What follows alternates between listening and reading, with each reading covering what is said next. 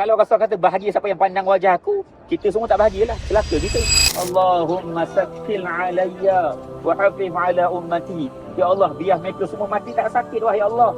Tapi aku mati, biarlah aku yang sakit, tapi umatku semua mati. Sebab ini doa Nabi sebelum Rasul wafat. Bayangkan kita tak sayang Nabi, nak salawat pun payah.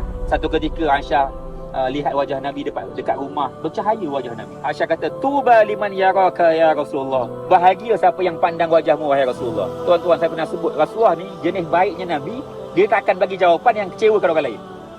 Kalau Rasulullah kata bahagia siapa yang pandang wajah aku, kita semua tak bahagialah, celaka kita. Tak pandang wajah Nabi. Tuan-tuan pandang?